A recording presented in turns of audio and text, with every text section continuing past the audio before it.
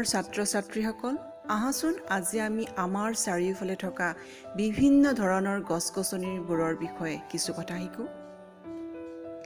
আমাৰ চাৰিওফালে থকা বিভিন্ন ধৰণৰ গছ-গছনিবোৰকে উদ্ভিদ বোলে।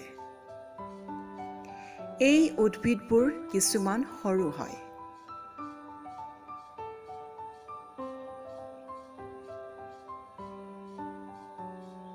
আৰু কিছুমান ডাঙৰ হয়।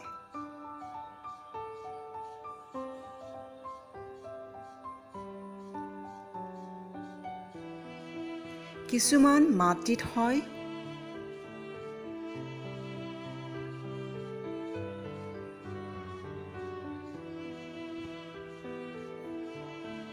কিছুমান পানীত হয়।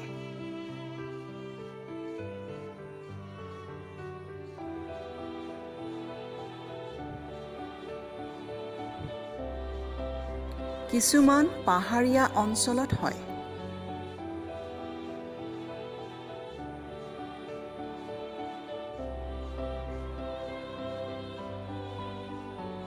আৰু কিছুমান মৰুভূমি অঞ্চলত হয়।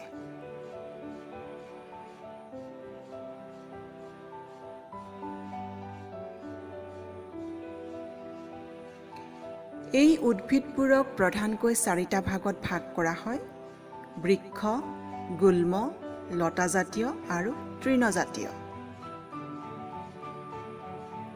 বৃক্ষ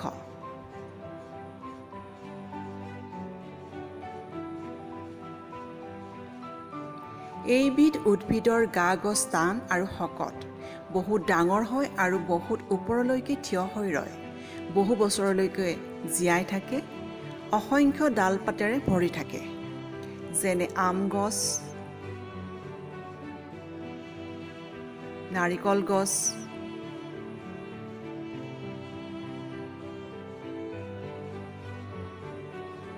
আমলখি গছ ইত্যাদি। গুল্ম চাপৰ আৰু জোপোহা হয়, গা-গছ টান আৰু বহুতো ডাল-পাত থাকে। ঠাল-ঠেঙুলিবোৰ ক্ষীণ আৰু পাতল, তৃণজাতীয় উদ্ভিদতকৈ ওখ আৰু ডাঙৰ হয়, যেনে ডালিম, কথনা,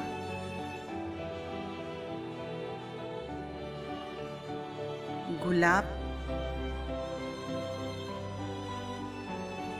চাহ গছ ইত্যাদি। লতাজাতীয় গা-গছ কোমল আৰু লেহুকা, থিয় হৈ ৰ'ব নোৱাৰে।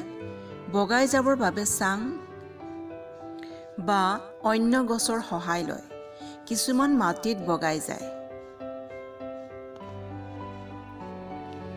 যিবোৰ লতাজাতীয় উদ্ভিদ বগাই যাবৰ বাবে চাং সাজি দিয়া হয় বা আন গছত বগাই যায়, সেইবোৰক ইংৰাজীত ক্লাইম্বাৰ বুলি কোৱা হয়, যেনে আঙুৰ,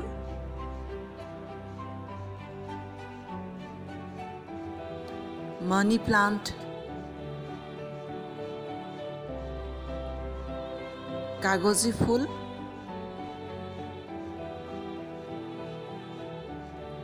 জাতিলাও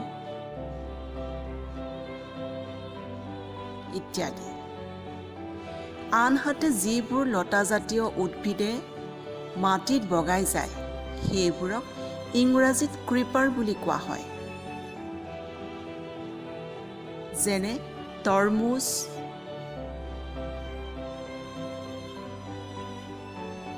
ৰঙালাও ইত্যাদি।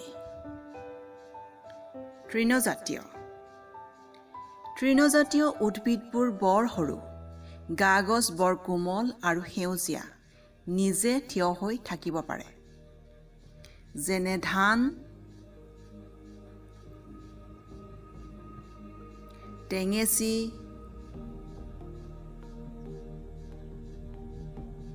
দুবৰি বন ইত্যাদি।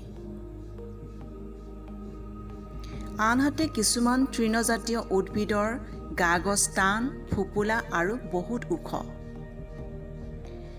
এনে কোনো উদ্ভিদৰ নাম তোমালোকে বাৰু জানা নেকি?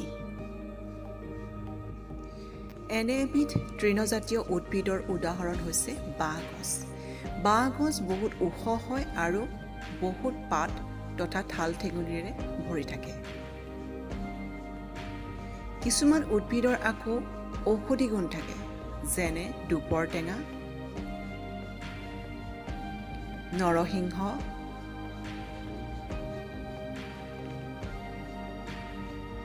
বৰমানিমুনি,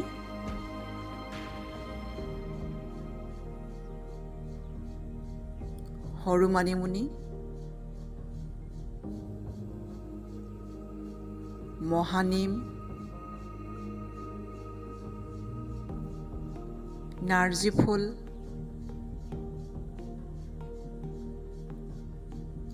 তুলসী ইত্যাদি।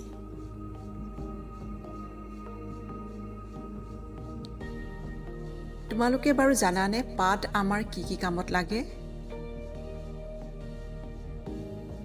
কলপাত খোৱা বস্তু থবৰ বাবে বা খাবৰ বাবে ব্যৱহাৰ কৰা হয়। চাহ গছৰ পাতৰ পৰা চাহপাত প্ৰস্তুত কৰা হয়। টকৌ পাতেৰে জাপি সজা হয়।